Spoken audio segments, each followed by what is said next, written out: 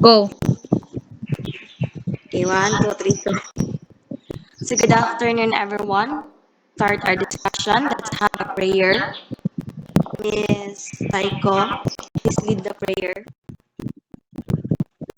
Okay, so tayo manalangin lahat sa ngalan ng Ama, ng Anak, ng Diyos Espiritu Santo. Amen.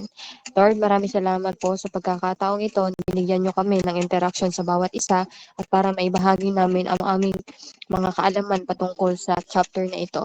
Naway bigyan nyo po kami ng kalinawan at bigyan nyo kami ng kaayusan sa aming pag-iisip para ito ay maibigay namin ng maayos na yung mga impormasyon. Naway gabayan niyo po kami para magkaroon po kami ng maayos na pagkatuto at pagkaunawa. Yan lamang po at maraming salamat. Amen. Again, good afternoon. So, before we go deeper into our discussion, let me introduce myself. I am Andrea Asis, together with my group mates, Ricalyn Miranda, Mary Chris Pabuhot, Charish Herman, Yadi Marie Alivio, Glycy Faith Taiko, and Princess Love Ruiz. And we are the Group 6. So today, we will be discussing the Chapter 9, Legal and Intellectual Property.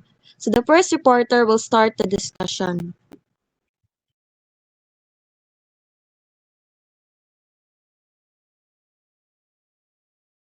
So, good afternoon everyone. Madungog ko. Yes po. Yes po. So, our learning objectives for this afternoon, by the end of the chapter, the student should be able to consider legal considerations in startups, choose the best type of legal structure for a startup, know legal mistakes made by startups, distinguish various types of intellectual property or IP, and formulate rules and forming agreements for startups. So, our introduction.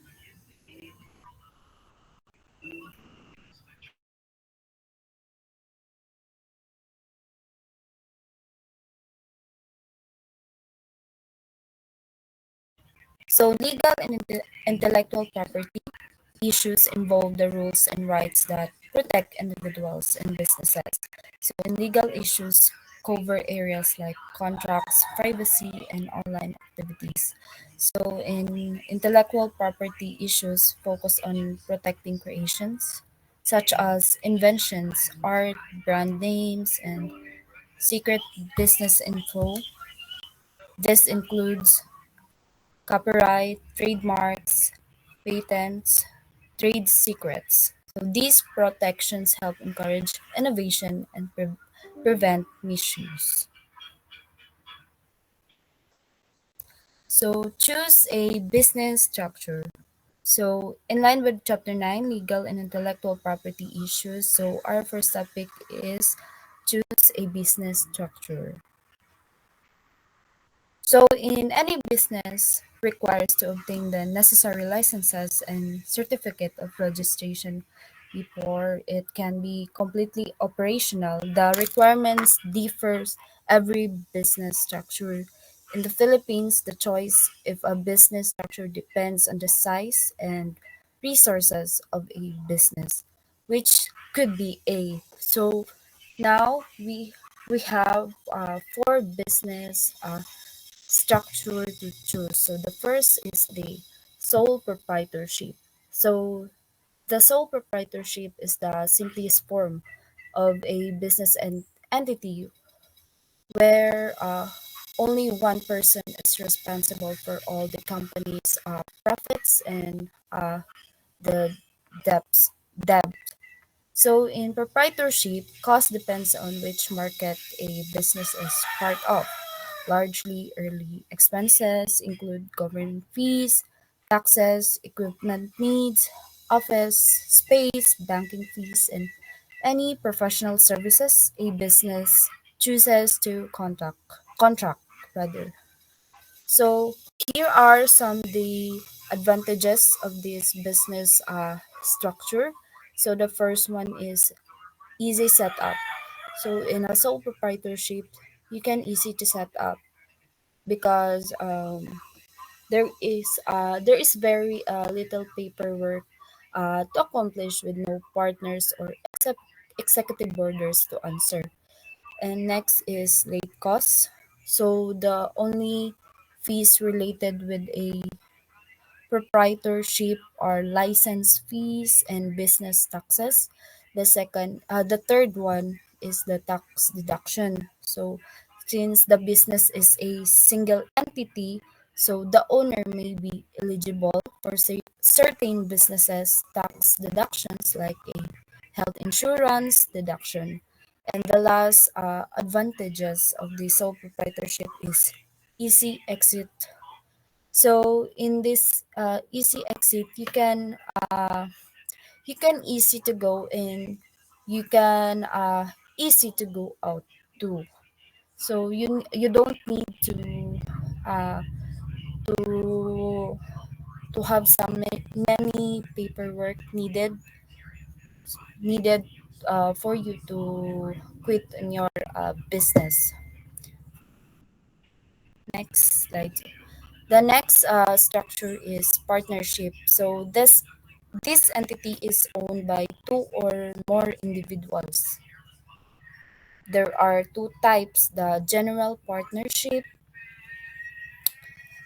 where all is shared in the same way, and also a limited partnership where only one partner has control of its operation while the other person or persons contributes to and receives part of the profits. So in partnership, carry a double status as a sole proprietorship or LLP or limited liability partnership.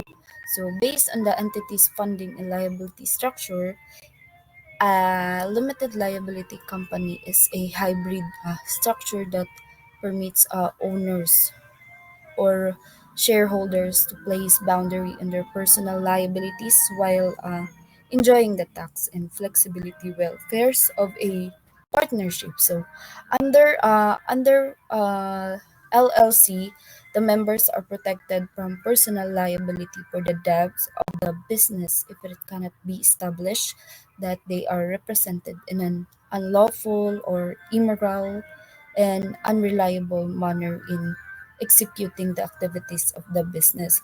So in partnership, we have uh, we have three advantages. So first is easy to form. So like a sole proprietorship, there is just a slight paperwork. It is an articles of partnership agreement to be formed and submitted for a free. The next is growth potential. So the banks can consider two credit lines rather than one only, which can be useful to have a not so smart credit score. The last is special taxation. So both partners report their common income or loss in their individual income tax return. So each owner brings a certain level of experience in working capital to the business, which can have impact on each partner's share of the business and in their contribution. So the third structure is the corporation. So the law considers a corporation as an entity separate from its owner. So it has identifiable legal rights independent of its owner. Hence, it can be sued, own and sell property and sell the rights of ownership in the form of stock. So in corporation, we have one. We have I think six types of corporations. So the first is the C corporation. So the C corporation is owned by shareholders and are taxed as separate entities. So one of this is JP Morgan Chase and Co. So it is a multinational investment bank and a financial services holding company that's listed as a C corporation. The second is a S corporation. So they are designed for small businesses only. and escape double taxation, much like partnership in LLC or mm, a limited liability companies. The third one is the B corporation. So it is also known as a corporation, that they are for profit entities structured to make a positive impact on a society. The fourth one is closed corporation. So publicly traded and benefit for limited liability protection. So it closed have flexibility compared to publicly traded companies. The next is open corporations. They are available for trade on a public market. So many well-known companies such as Microsoft and Ford are open corporation and other more. Then the last is the non-profit corporations rather. They exist to help others in some way and are rewarded by uh, tax exemption. So one of the example of this corporation is the Philippine Red Cross. So the type of business structure has one sole purpose, which is focusing on something other than turning a profit. So in the corporation, there is a also advantages. So the first is limited liability. So the stockholders are not personally liable for claims against the corporation because they are only liable for their personal investments. The second is the continuity. So corporations are not affected by debt or by transferring of shares by its owner, but the business continues to operate open and endedly, which is preferred by investors, creditors, and especially the consumers. The last one is capital. So it is important and much easier to raise big amount of capital from multiple investors when the business is incorporated. So the last structure is the cooperative. So the business must register with the cooperative development authority or the CDA. So cooperative may be eligible for government grants that help them get started.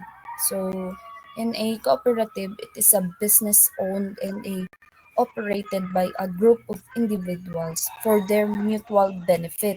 The owners, called members, use the co-op's goods or services and share in its profits and decision making.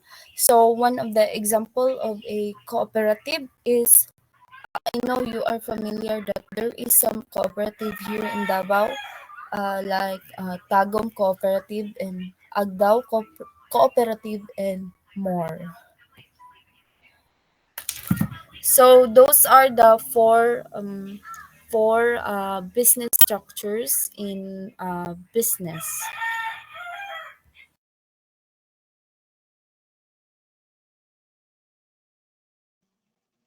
Okay, so good afternoon, everyone. I am Glyzie Faith Taiko, and I am the next reporter. And my topic is all about business registration in the Philippines. So the first one is let's talk about single proprietorship, which means that is this is kind of business that is owned and operated by one person only. So it means self owner, isa lang ang owner ani. So it is not a separate legal entity from its owner, which means the owner and the business are considered the same in the eyes of the law. So next slide please. Okay, so to register this kind of business, first apply for a business name with the Department of Trade and Industry para ma-avoid ang pagka-same og name sa laing brand. So dapat mag-start jud mo sa pagpili og name na kauban ang DTI para dili magkaroon ng conflict when it comes to name. Then Para maka-register mo ani, you need to submit a government issued ID, a a duplicate copy of your business name registration form, pay registration fees, included na ang documentary stamp tax, and an employee data form which if you have a employees, kung dili lang ikaw ang owner ana, pero if you have employees, you need an employee data form. And then, a municipality permission letter to operate within the city, para maka-operate ka sa city, no? Dili lang sa imuhang lugar. So, next is community tax certificate from the city hall. You can get it from the city hall. And barangay clearance from your local barangay. Kung asa ka na barangay and kung asa nimo itindog ang imuhang business. And fire safety and electrical inspection certificates from the Bureau of Fire Protection and Local Engineering Office. And occupancy certificate and building permit, to ensure the building is safe to use. So, kailangan jud ang safety jud sa mga tao ang need. And the last one is at least contract. A lease contract. If you're renting your business space, kasi uso na 'di ba na karon nga lang ka, ang imuhang business is naka-rent lang ka. You don't have your own place. That's why kailangan nimo og lease contract. If applicable lang ni siya. But if you have your own lote, then it's fine. Then kung imuha na, it's fine lang. Next slide, please. Next naman is partnerships or corporations. From the word partnerships, dili lang isang ang owner ani, kundi daghanog kanang naggunit ana nga business. So, register with the Securities and Exchange Commissions. So, first one, reserve a unique business name via SEC iView. So, kailangan jud og unique name no para ma-avoid ang conflict when it comes sa branding. And use SEC iView to check and reserve a unique business name. Second one naman is complete and submit SEC forms. Fill out and file the applications form provided by the SEC. Third one, submit notarized documents. You need to provide a articles of incorporation and bylaws, which means there is an outlines how the business will be run. The second one naman is a treasurer's affidavit, a sworn statement about your capital and treasurer's responsibility. So, kailangan na ninyo tanan. And then the fourth one, on deposit capital. Open a bank account under the business name and deposit the minimum paid up capital, the amount required to start the company. Fifth one, secure other permits. After SEC approval, you still need to get permits and licenses from local government units, city municipality or barangay, and possibly national agencies depending on the industry. So, next slide please. Here naman sa homeowners barangay clearance. Needed if business is in a village or subdivision like sa mga sari-sari store, mga inana, kanang simpleng business lang. Get barangay clearance and a community tax certificate or the CTC. And clearance fee ranges from 300 pesos to 1,000 pesos. Next slide, please. Okay. Business license, mayor's permit required to operate legally. Apply through the local government unit or LGU. The common requirements of this are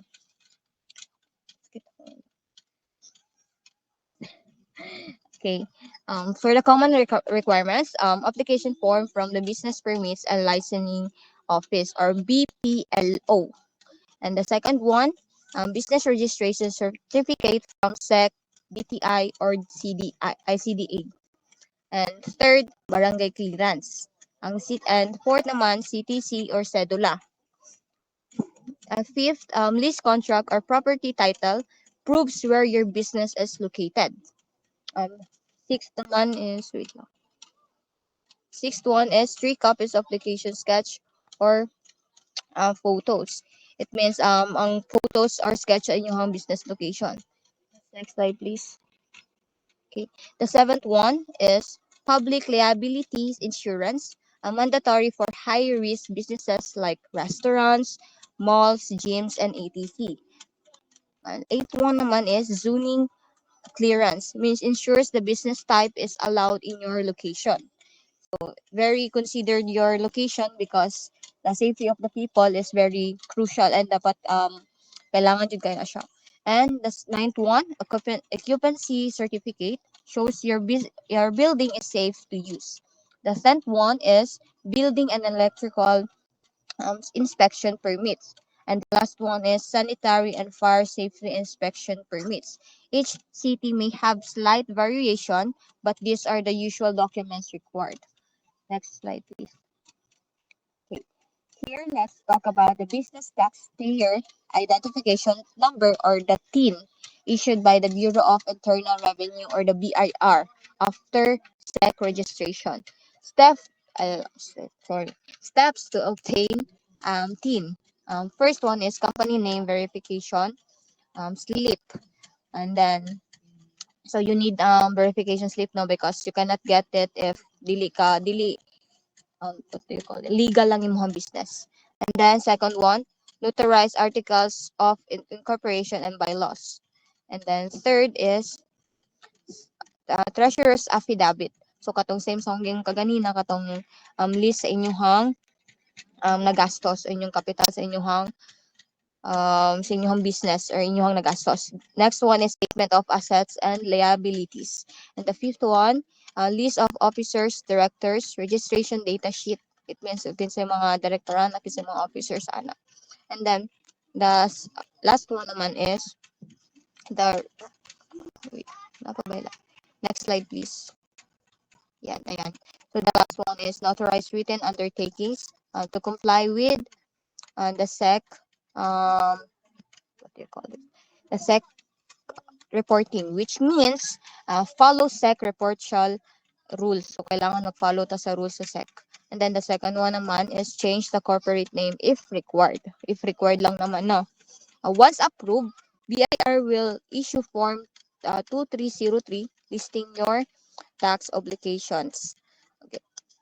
And then, the common business tax obligations is first, corporate income tax. So, kailangan og kanang tax noon in every establishment and every businesses. So dapat mag-corporate jud mo ana to have illegal business and legal employees. The second one is value added tax, or the VAT, if applicable. So mag-add lang mo og kanang tax depende sa gihatag sa inyo sa inyong gi-applyan, no. Mag-add lang mo if applicable, if required din siya. Then the third one is withholding taxes on salaries, professional fees, fringe benefits, and lain-lain pa. Next slide, please. Okay. In here naman, it is a step for BIR registration. Apply for sales, invoices, or official receipts via BIR form in 1906 required documents. So, okay, submit a BIR form 1906. And then the second one is BIR form 2303. And the third is sample receipts. The fourth one naman is certificate of accredited printer. And the fifth one is form 0605 for annual registration fee. This kind of forms is muna siya ang mga form ninyo makuha sa BIR para undergo ang inyong business and para mahimo siyang legal. Okay?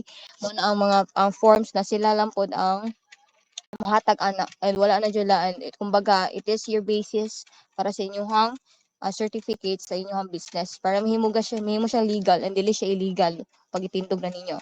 Next one is job order plus printers quarterly report. Excuse me. So that is the required documents para magkuhan ka og kag BIR or apply for sales invoices, official receipts. Next slide, please. Okay, in here, we have the second one, which is register books of accounts submit to the RDO or Revenue District Office with first is BIR Certificate of Registration, Form 2303. It means kailangan ninyo og certificate na nag-register jud mo sa BIR because you cannot start a business if wala mo legal certificates or legal documents gikan sa mga governments na nagapatindog og mga or related sa mga works or related sa mga businesses. Second one is new books of accounts such as general journal, general ledger, cash receipts, disbursement journal, and the last one is sales and purchase journals. Next slide, please. Okay, in here we have the attend the initial taxpayer briefing. It means it is mandatory orientation session by the BIR to explain your tax duties and how to maintain compliance. So kailangan jud mo what do you call this? Kailangan mo mag-attend ani para mahibaw-an ninyo and magkaroon mo kaalamang about sa inyo as a taxpayer, because it is very important na kabalo mo kung asa inyo paabotin yung mga kwarta, asa paabot ang inyong responsibility as a citizen diri sa Philippines and also sa inyong mga cities. So conducted this by the RDO para ma-explain kung unsa ang rights and the responsibilities sa mga taxpayers. This process ensures proper documentation, tax compliance, and registration for official business records. So dapat kasabot mo ani tanan, no, para makabalo mo nga legal jud ang inyong ginabuhat. So in overall, to legally run a business in the Philippines, you must secure barangay and homeowners clearance, get a mayor's permit, register with the BIR for taxes and invoicing, and the last one is attend the BIR briefing. So these steps ensures your business is officially recognized, legally protected, and fully tax compliant. So dapat na ninyo tanan, isaulo ninyo tanan how important it is na magkaroon og kanang um, step by step ways para magkaroon ka og kanang protected legally o kanang fully tax compliant na business. So I think that's all for my report. Next, thank you. Magandang hapon sa inyong lahat. Ako nga pala si Binibining Recurrency Miranda, ang ikatlong tagapagdaloy sa hapon na ito. Ang paksang aking tatalakayin ay ang Bureau of International Revenue o BIR. So, ang Bureau of International Revenue or BIR ay ang ahensya ng pamahalaan ng Pilipinas na responsable sa pagbubuwis. Tungkol ito sa pagkontrol at pangongolekta ng mga buwis sa loob ng bansa.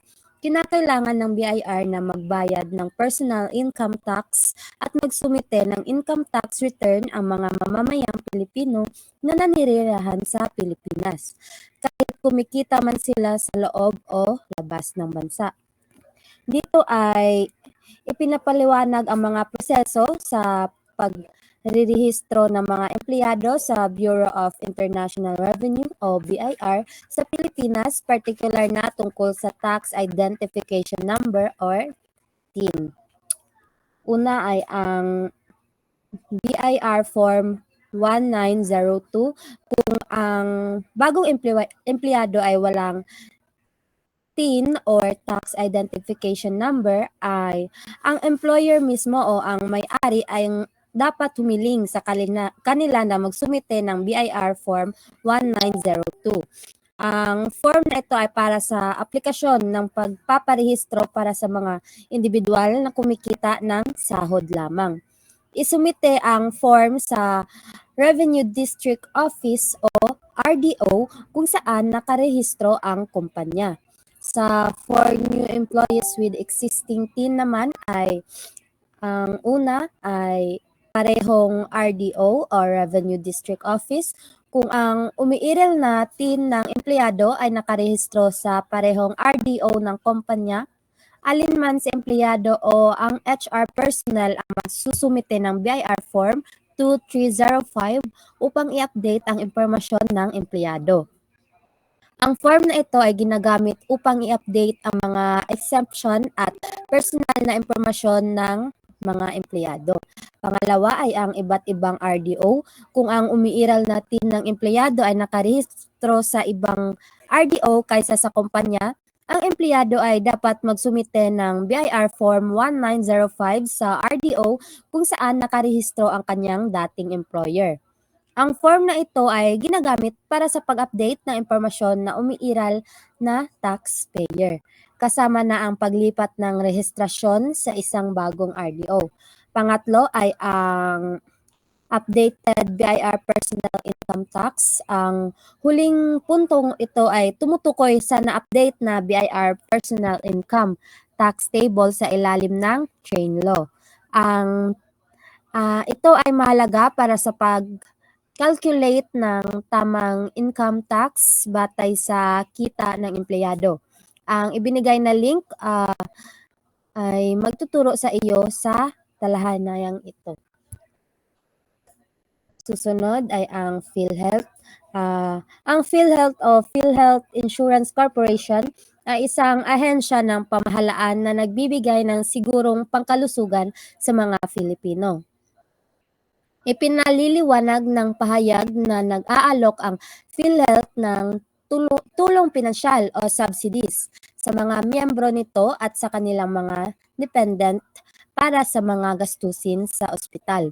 Nakakatulong ito sa mga tao na makayanan ang mga kinakailangang pangangalagang medikal at gumagana ang sistema sa pamamagitan ng buwanang kontribusyon na nababawas sa sahod ng mga empleyado. Ang mga empleyado ay nagbabayad ng 50% ng contribution at ang kanilang mga employer ang nagbabayad ng natirang 50%. Ang PhilHealth ay nag-aalok ng iba't ibang benepisyo kabilang ang saklaw para sa iba't ibang mga medical na pamamaraan at kondisyon. Ang mga benepisyong ito ay na-access sa pamamagitan ng mga accredited na pasilidad sa kalusugan. Ang mga particular na benepisyo at halaga ay nag-iiba depende sa sitwasyon. For employees, ang bawat empleyado, miyembro man ng PhilHealth o hindi, ay kailangang magpuno at pumirma ng PhilHealth Member Registration Form o PMRF. Kung miyembro na sila, ay kailangan nilang ilagay ang kanilang PhilHealth ID number sa form. Pagkatapos punuan ay isusumite nila ito sa PhilHealth office kung saan nakarehistro ang kanilang kumpanya. Pangalawa ay para sa mga employer. Ang mga employer ay may pananagutan na magsumite ng PhilHealth Form ER2 na sa PhilHealth office kung saan nakarehistro ang kanilang kumpanya. Dapat nakalista sa Form ER2 ang lahat ng bagong empleyado. Ito ay para ma-update ang talaan ng PhilHealth at matiyak na ang lahat ng empleyado ay sakop ng PhilHealth. Sa madaling salita, ang empleyado at employer ay may responsibilidad sa pagrerehistro sa PhilHealth. Ang empleyado ang mag-aayos ng kanyang sariling pagpaparehistro gamit ang PMRF o PhilHealth Member Registration Form, habang ang employer naman ang mag-aayos ng pagpaparehistro ng mga bagong empleyado gamit ang Form ER2 at pareho itong isusumite sa PhilHealth office kung saan nakarehistro ang kumpanya. Ngayon, dumako naman tayo sa susunod na paksa, ang Home Development Mutual Fund o Pag-ibig Fund. Ito ay isang sistema ng pagtitipid na nagbibigay ng mga pautang, pabahay sa mga empleyado ng publiko at pribado, maging sa mga self-employed na nag-a-apply para maging miyembro. Nag-aalok ito ng mga pautang para sa pagbili ng bahay at lupa sa pinakamababang interes at maaaring bayaran sa loob ng hanggang 30 taon o 30 years. Sa madaling salita, ito ay isang paraan para makapag-ipon ang mga miyembro nito para sa kanilang pangarap na bahay at lupa. At nabibigay din ito ng tulong pinansyal para sa pagbili nito sa pamamagitan ng mga pautang na may mababang interes. Para sa mga empleyado, ang bawat bagong empleyado ay kinakailangang magparehistro online sa HDMF Online Membership Registration para maging miyembro ng Pag-ibig Fund. Mahalagang rehistrado muna sa Social Security System o SSS bago magrehistro sa Pag-ibig Fund. Pangalawa, ang for employers, maaaring isumite ng mga employer ang listahan ng kanilang mga bagong empleyado sa pamamagitan ng pagpuno sa Members Contribution Remittance Form o MCRF.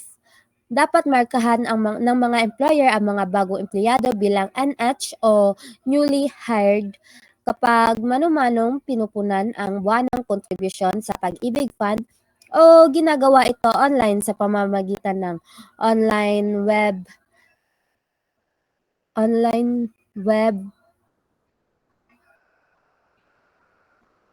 portal ng Pag-ibig Fund. Ang pagmamarka ng NH o newly hired ay nagpapaalam sa Pag-ibig Fund na ang mga empleyadong ito ay bago at kailangan ng pagpaparehistro. Sunod naman ay ang Social Security System o SSS. Ito ay isang programa ng gobyerno na nagbibigay ng proteksyon sa mga pribadong empleyado at kanilang pamilya laban sa mga pangyayaring maaaring magdulot ng kawalan ng kakayahang magtrabaho tulad ng kapansanan, sakit, katandaan o kamatayan. Ang Government Service Insurance System o GSIS naman ang katubas nito para sa mga empleyado ng gobyerno. Parehong ang employer at ang empleyado ay obligadong magbayad ng buwanang kontribusyon sa SSS. Ang halaga ng kontribusyon ay nakabatay sa buwanang sahod ng empleyado. Ang employer ay obligado na magbayad ng 70% ng kinakailangang halaga habang ang natitirang 30% ay babawasan sa buwanang sahod ng empleyado. Ang layunin nito ay upang magkaroon ng seguridad ang mga empleyado at kanilang pamilya sa mga panahon ng pangangailangan. At doon nagtatapos ang aking paksa at ang susunod na magre-report ay si Binibin.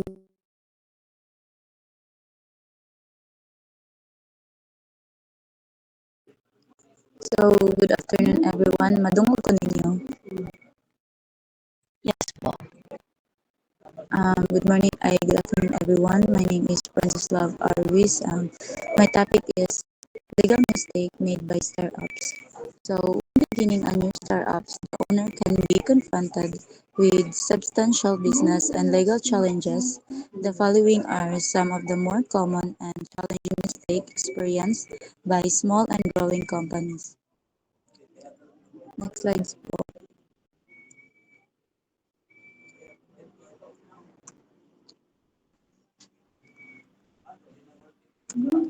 So these are the legal mistake made by startups. I'm not making the deal clear with a co-founder. An entrepreneur should agree early on with co-founder about the details of business relationship. So without these details, the business may later on face legal problems such as the scandalous reputation between Zuckerberg and Wink levels of Facebook. This founders agreement can be like on the prenuptial agreement. And the second is the beginning, not the beginning, the business as a corporation or LLC. The legal form to operate the business is one of the very first decision founder must make. Of often business start with no lawyer consultation, hence they suffer from higher taxes and big amount of liabilities.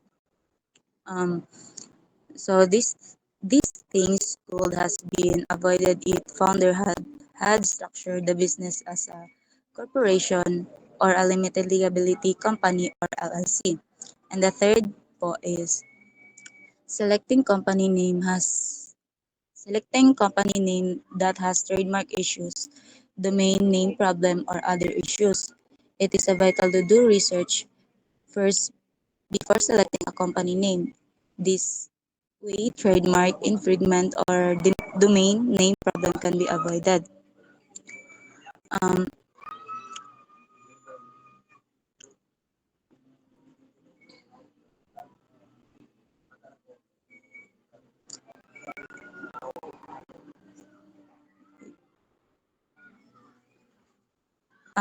this also ensured that the name chosen it is actually open to use. An entrepreneur may be trespassing on someone's trademark if he uses a mark that is likely to cause mix-up among customers as to be source of the goods or service. And the fourth is not company with securities law when allotting stock to angel angel's family or friends. Failure to be obeyed with applicable securities law requirements can result in considerable, consid- considerable business disadvantage for the founders and the startup company. So this includes necessary that the company repurchase all shares sold to all investors in the illegal offering at the original issuance price of the shares, even if the company has nowhere to be found most and perhaps all of the money it raised from the investigators. So next slide, please.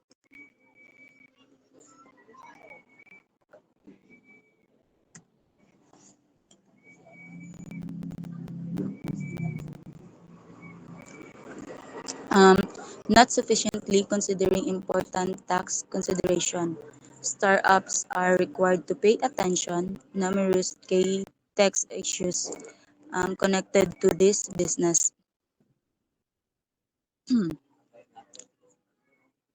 um,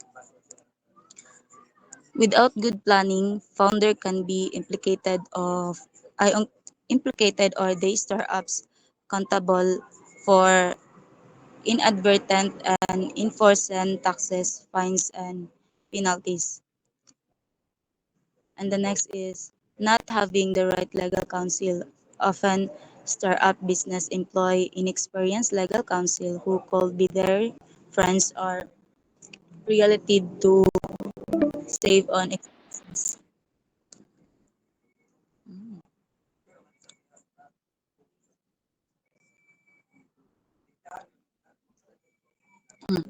Um, this is a this is a effort which denies of founder the advice of experienced legal counsel who can help escape numerous legal problem. And the next is not keeping correct corporate and HR documentation.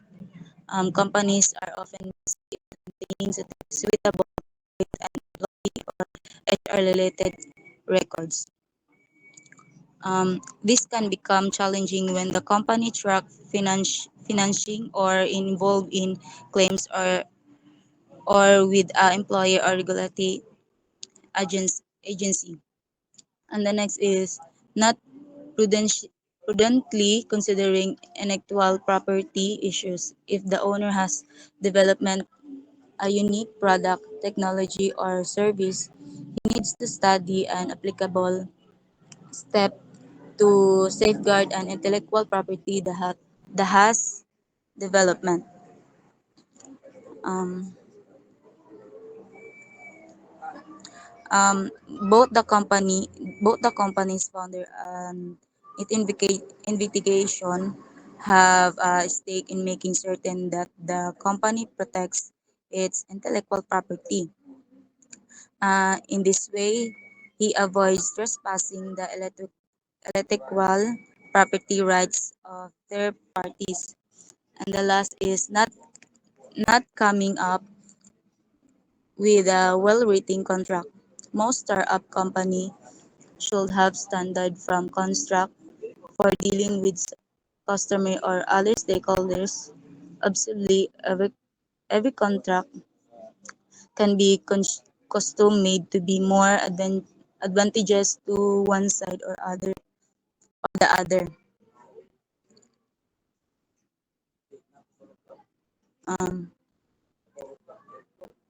Um, the important things is to start with a good form and hope it's a first satisfactorily satisf- satisfactorily had the other side would not try to discuss the terms. At yun lang po ang aking um, next po.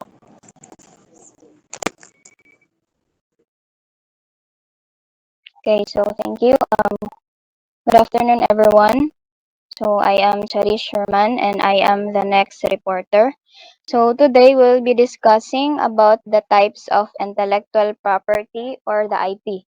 But first, let us discuss what is intellectual property. Next, correct. Okay. Intellectual property, it refers to the creations of the human mind, like inventions, like books, music, logos, designs, and even software. These creations are not physical objects, but they are valuable, just like land or buildings. That's why there is a law that protects them. In the Philippines, we have Republic Act number 8293, also known as the Intellectual Property Code, which was created to protect these kinds of properties.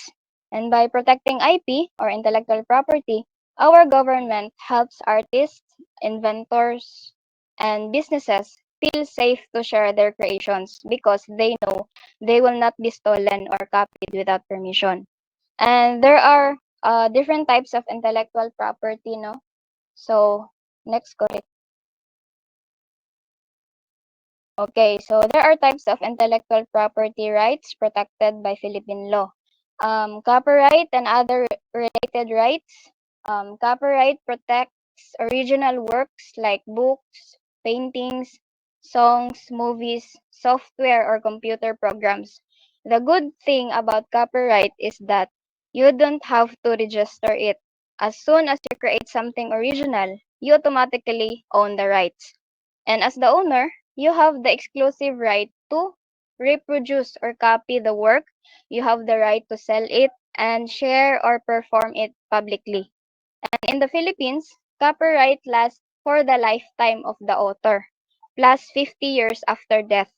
If two or more people work on the creation, it lasts until the last one dies, plus 50 years more.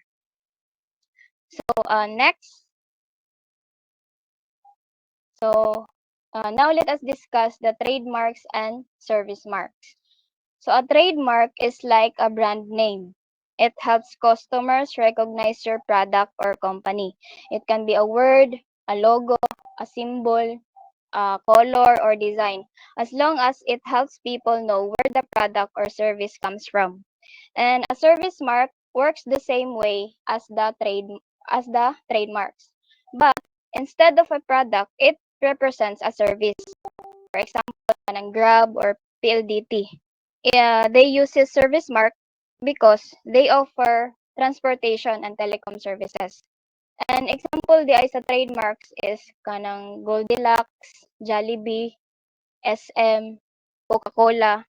And if you see TM good sa brand, it means the mark is still applying for registration. And if you see R nga kanang nakabilog nga R, it means the mark is officially registered.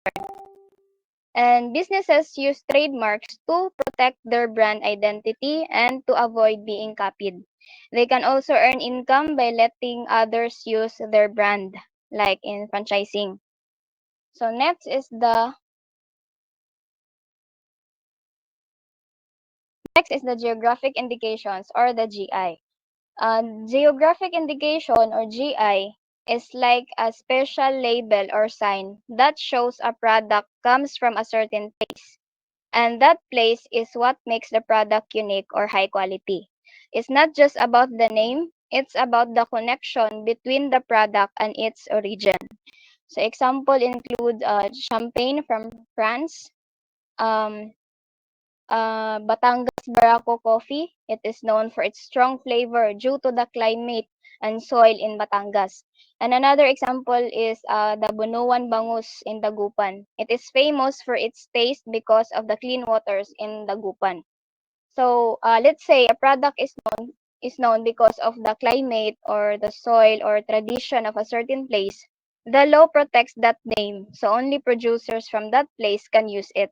This helps preserve the reputation and helps local communities earn more. So that's the geographic indications. Next is the industrial designs. So an industrial designs, it is about how a product looks on the outside. These designs protect the visual or static features of a product. That means the shape, the patterns, lines, color, or surface texture of a product is protected. And there are two types of industrial designs, no, the three-dimensional designs and two-dimensional designs.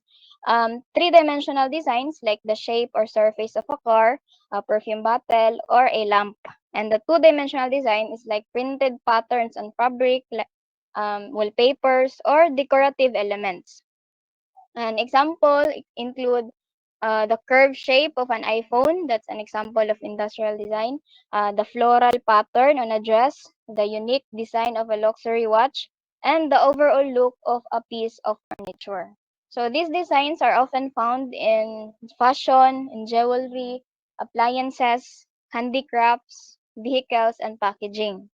So why is it important, DI? So industrial design is important because they make a product attractive to customers.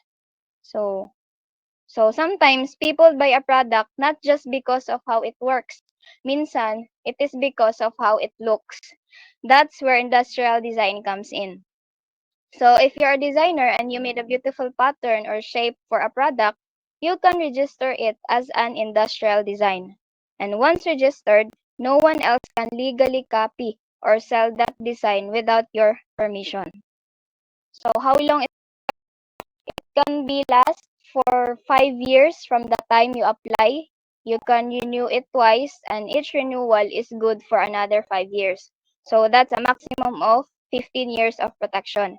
But you need to pay the renewal fee within 1 year before it expires, or else you lose the protection. So that's the industrial design. No? Next is the patents. So, a patent, it is a legal protection given to an inventor. If you invent something new, like a machine, medicine, or a new method of doing something, you can apply for a patent. And once your patent is approved, you are the only one allowed to make, you are the only one to use or sell or profit from that invention. No one else can copy or use it without your permission. And this protection lasts for 20 years, starting from the date you file your patent application. And to be granted a patent, the invention must be new or never been done before. It must be inventive or not obvious to others, and it must be industrial. It can be used or made in industry. And there are three types of patents, no? First is the utility patents. And this is the most common type of patent. It is given to inventors who create something new and useful, like machines, tools, chemical formulas, and industrial processes. Example include a new type of washing machine, a formula for organic pesticides, or a process for filtering the dirty water. So, utility patents, it focus on how things work or how they are used. So, this type of patent protects function and performance. Next is the design patents. A design patent is baksarik, design patent. So, a design patent protects the appearance or look of a product, not how it works. Examples, the unique shape of a Coca-Cola bottle, the layout of a phone interface, and the ornamental design on a jewelry piece. So that's an example of design patents. Uh, um, the design patents are important when the product's visual appeal adds value. Even if two products work the same way, if the design is different, the owner can get protection for it. So the third one is the plant pattern patents. A plant patent is given to someone who invents or discovers a new plant that can be asexually reproduced. Asexual reproduction means the plant is grown without using seeds, like through cutting or cloning. Examples um, examples include a new type of rose or orchid, a sweet hybrid mango, or a disease-resistant banana plant. So the plant must be distinct, must be new, and not naturally occurring. So this type of patent is very useful for plant breeders and agricultural researchers because it protects their efforts in creating better plants. So So in conclusion, why is IP important, or the intellectual property? So it is important because it gives creators the power and control over their ideas. Whether it's an artist, inventor, farmer, or entrepreneur, IP helps them to get credit, to earn money, and to stop others from copying or stealing their work. It also motivates innovation, which is very important for economic growth. So that's it. That's the end of my part of the report, and Ms. Pabuhot will continue the discussion.